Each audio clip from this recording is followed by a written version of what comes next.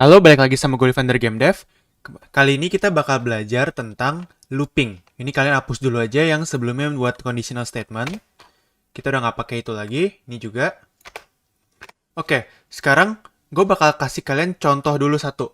Misal, gue punya string private string uh, subscribe sama dengan kutip subscribe Evander Game Dev. Misal begini.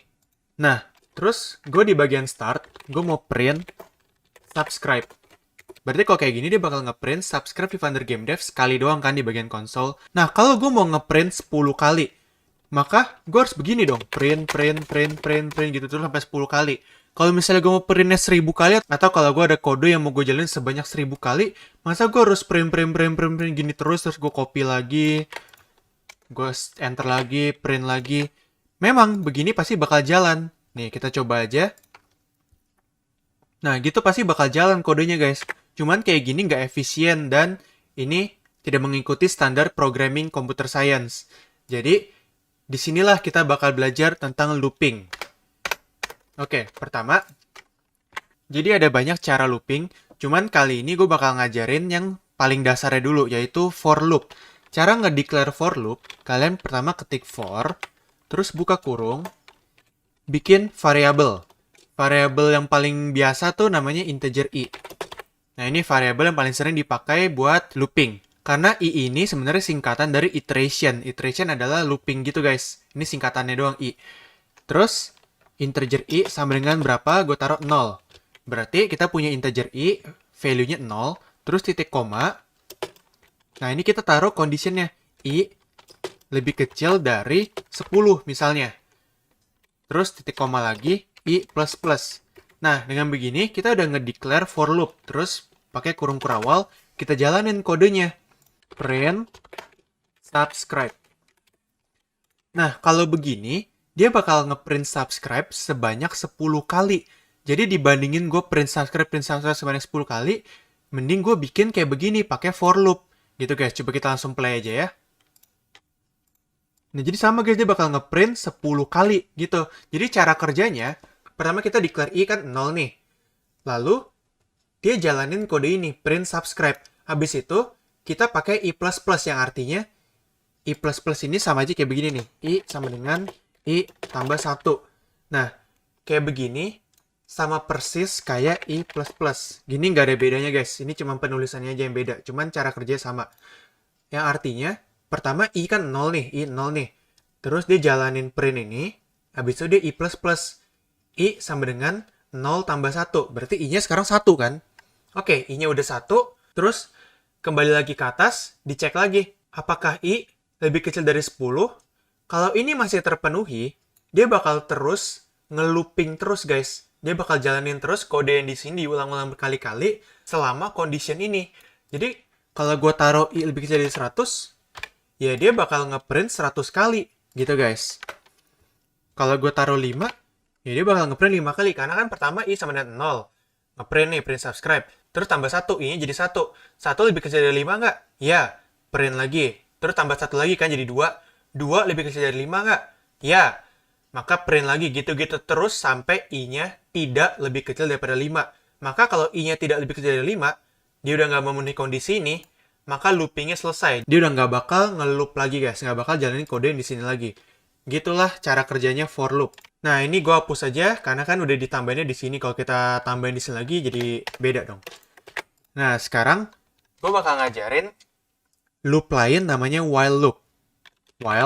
Kalau while ini dia selama kondisi yang di sini terpenuhi, dia bakal jalanin terus kode yang di dalamnya.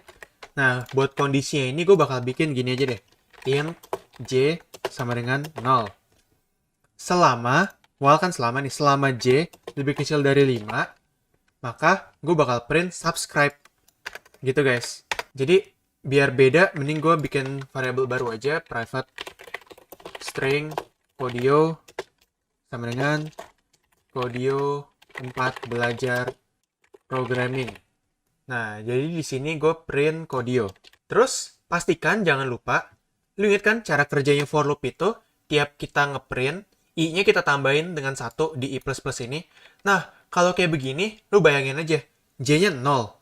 Selama j-nya lebih kecil dari 5, kita print kodio. Gitu kan?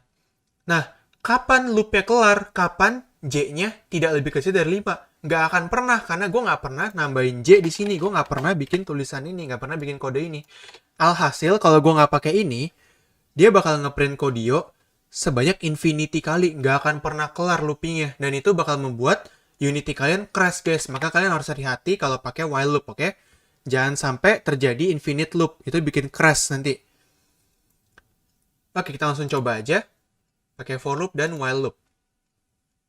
Nah, ini dia yang pakai for loop. Kita print yang subscribe sebanyak 5 kali. Dan yang while loop juga print kodio sebanyak 5 kali. Gitu dia, guys. Dan memang mereka terlihat sama aja. Cuman bedanya while sama for. Kalau for itu kita pakai jika kita sudah tahu kita bakal ngeloop berapa kali.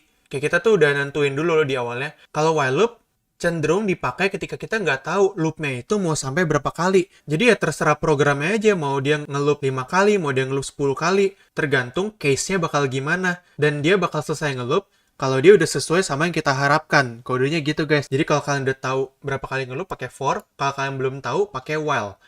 Biasanya seperti itu. Nah, ada satu lagi yang mirip while loop, namanya do while. Cara pakai do while itu seperti ini. Pertama do, terus kurung kurawal. Kalian jalanin kodenya. Nih, gua copy aja kode yang di sini. Kalian jalanin kodenya, baru dicek. While j lebih kecil dari 5. Gitu, guys. Nah, ini sama persis kayak yang di sini, hasil outputnya. Cuman bedanya, kalau while itu, lu cek dulu nih, j lebih kecil dari 5 nggak? Kalau lebih kecil, langsung deh jalanin kode di dalamnya. Kalau do while, lu jalanin dulu, baru dicek. Di situ, guys, bedanya. Lalu ini yang while ini kita komen dulu aja. Nah, jadi gue coba play. Dia bakal ngeprint kodio sebanyak 5 kali. Sesuai kode yang kita bikin di sini. Jadi bener-bener nggak ada bedanya kan, guys. Dia tetap jalanin 5 kali. Nah, cuman case yang bikin beda tuh seperti ini. Misal gue bikin inj sama dengan 7, oke? Kalau inj sama dengan 7, berarti dia lebih besar dari 5 kan? Cuman karena ini do while, maka dia bakal tetap ngeprint kodio. Nih, gue coba play. Nah, dia bakal tetap ngeprint kodio sebanyak 1 kali. Karena itulah yang membedakan do while sama while. Dia at least ngeprint sekali dulu, baru dicek. Tapi kalau kita pakai while yang ini, while yang biasa, dia ngecek dulu. 7 lebih kecil dari 5 nggak? Enggak. Ya udah, berarti dia nggak ngeprint apa-apa. Nih, langsung aja gue tunjukin. Tuh, dia nggak ngeprint kodio sekalipun. Itu dia, guys, bedanya while sama do while. Jadi kalian harus tahu kapan pakai for loop, kapan pakai while, kapan pakai do while. Sebenarnya masih ada loop lain namanya recursion. Recursion itu kita pakai function. Jadi misal gue punya function public void recursion. Tutup. Nah, kalau recursion itu, dia memanggil fungsinya sendiri. Dan alhasil dia bakal ngeloop juga dong. Misal, di function recursion ini gue ngeprint recursion. Terus, gue panggil lagi recursion. Nah, kalau kayak begini, pertama gue ngeprint recursion, terus gue panggil recursion, berarti balik lagi ke atas dong. Print recursion lagi, panggil recursion lagi, berarti bakal bolak-balik terus bakal infinite loop. Nah, ini juga salah satu looping yang bisa kita pakai dalam programming, namanya recursion.